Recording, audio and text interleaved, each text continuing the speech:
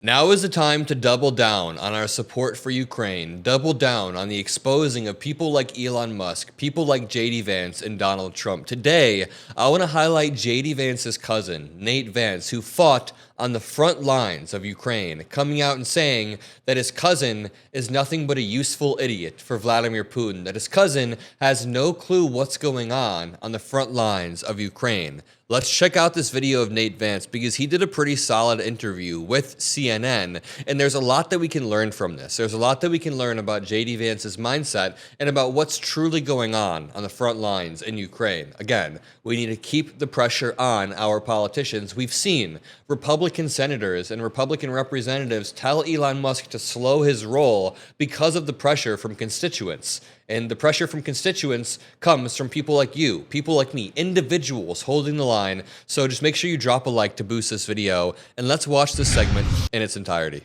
Tonight, an Outfront exclusive. JD Vance's cousin, my guest, and a former U.S. Marine, standing up to the vice president over his stance on Ukraine. Nate Vance is a Texas native. He fought on the front lines in Ukraine for nearly 3 years as part of the elite Da Vinci Wolves Battalion, seeing some of the war's bloodiest, most horrific battles, all the way from 2022 until just this January. This is a true American. They go on to highlight how he's a center-right Republican. This is the old Republican Party, and JD Vance had the goal to act like he understood what was going on in Ukraine when his cousin was on the front lines fighting. Just think about this. His cousin was fighting on the front lines. He knows what's happening. Yet JD Vance in the Oval Office was saying, I've seen videos. I've seen images. He's trying to compare what he's seen on Elon Musk's Twitter to what his cousin has been through on the front lines. This video shows him in a trench as Russian artillery rounds were raining down on him and his battalion. These images show the two cousins back in the day vacationing together through the years.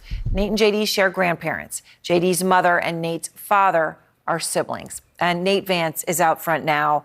Nate, I really appreciate your talking, and I want to get to exactly why you're speaking out, because I know you do so after careful consideration. So, Nate, I know you call yourself a Republican-leaning independent. I know you've been supportive at times of the Trump administration. But on this issue of Ukraine, where you have put so much of your life over these past few years, you think your cousin is misguided.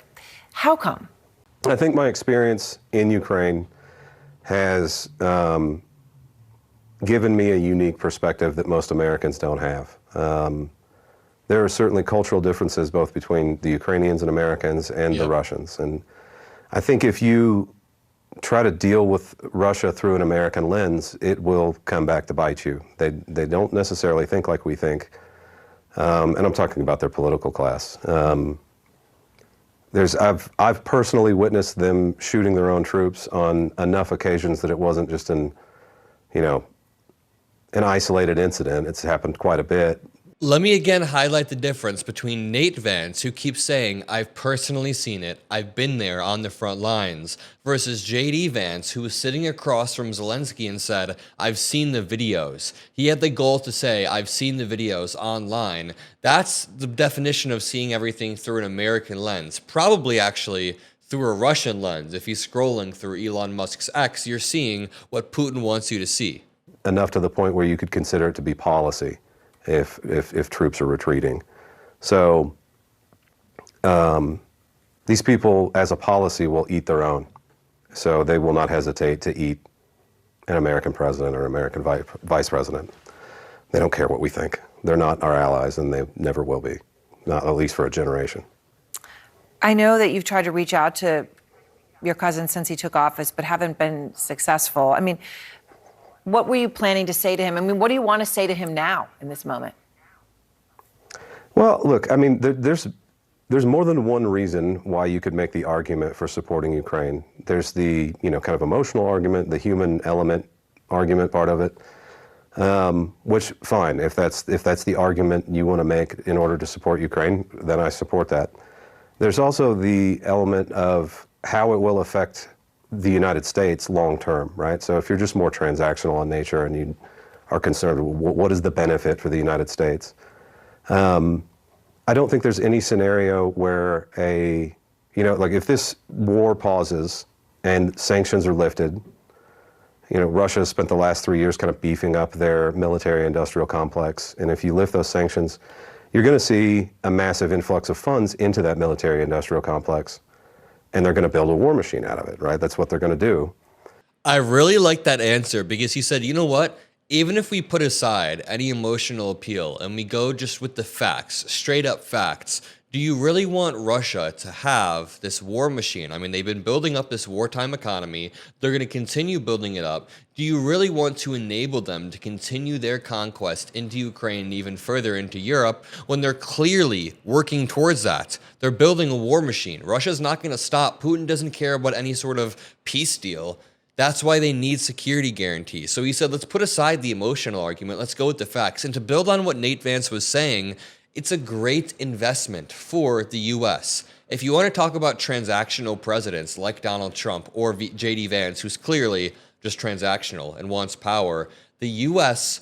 only gains power. I mean, our investment into Ukraine, it's like pennies on the dollar. We're giving a small fraction of our military budget in the form of old stockpiled military equipment, and we get to cripple one of our largest adversaries with no U.S. boots on the ground. Russia is stopped in their tracks. Ukraine is doing all of the fighting, and we just have to help them out and give them intelligence, and we learn from it. We learn from the fighting that Ukraine's doing because they share the intelligence back, and we learn about modern war. It's a win, win, win, win, win. And Donald Trump, the only way you could be this opposed to helping Ukraine is if you're somehow aligned with Russia and their interests. You know, there's a really interesting question that I've heard. If you ask a Trump supporter, if Trump were trying to destroy the U.S. and help Russia, what would he do differently than what he's doing now? He would do nothing differently whatsoever. But let's continue watching. And the concept of an imperialistic, aggressive, modernized military Russia who has learned their lessons about modern combat is problematic for our future. Yeah. And if the Russians are given significant concessions in this ceasefire, they will spin that as a victory of sorts. But their view is they're not done. So to them, it's just a chance to regroup, build up and modernize, and they'll come back. And when they do come back, they'll be more of a problem than they are now. Right now, they're at the weakest they will ever be. As soon as the ceasefire starts, they will immediately start to get stronger. And true. Why are JD Vance and Trump allowing Russia to regain strength, to rearm? They want Russia to win. I mean, the answer is getting more and more obvious by the day. Continue to get stronger every day thereafter. So the way this ends is important. You know, in that context, obviously, I think I'm thinking of the moment when your cousin, Vice President Vance, publicly reprimanded Ukraine's president, right? It's an unforgettable moment in the Oval Office when your cousin's sitting on the couch and Zelensky is next to Trump sitting in those chairs. Let me just play it. Mm-hmm. I think it's disrespectful for you to come into the Oval Office and try to litigate this in front of the American media. You should be thanking the president for trying to bring an end to this conflict. JD Vance was seen as widely seen as the instigator, you know, in that moment, right? When he got it, you know, you should show appreciation, and he was angry. Yeah. You obviously have known him his whole life. Did it surprise you, the way he acted in that moment? I was surprised. I think what surprised me the most was, regardless of the situation, there's a certain level of decorum that should be reached. Yeah. And, you know, I'm not naive enough to think that, you know, national leaders don't debate behind closed doors. But when you do that and you publicly, you know, kind of ridicule someone in public, that they have to almost defend themselves. Good answer. So it was really disappointing to see it for me. I disagreed with that tact.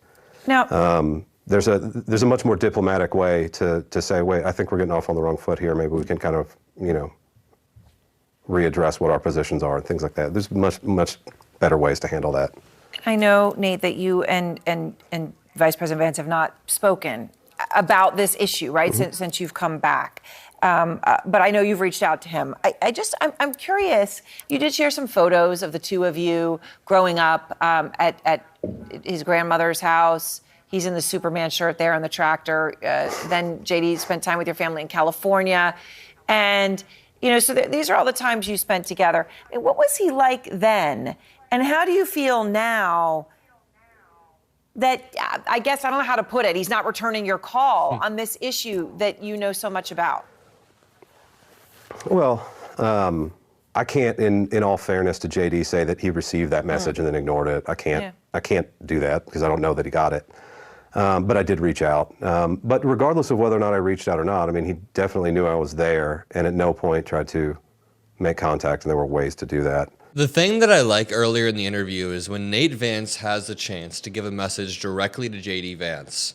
And I said this already. He has a chance to give a message directly to JD Vance. He doesn't go for some emotional, I'm your cousin, man, listen to me. He doesn't go for anything personal. He tries to actually rationally talk to him about Ukraine because that's what Nate Vance cares about. You can tell he cares more about Ukraine than his personal relationship with JD Vance at this point. So he's using this as a chance to get through to Vance on Ukraine, which I think is very, very clever. And I'll leave it at that. Drop a like, subscribe. Have a great rest of your day, and I'll see you in the next one. Peace out.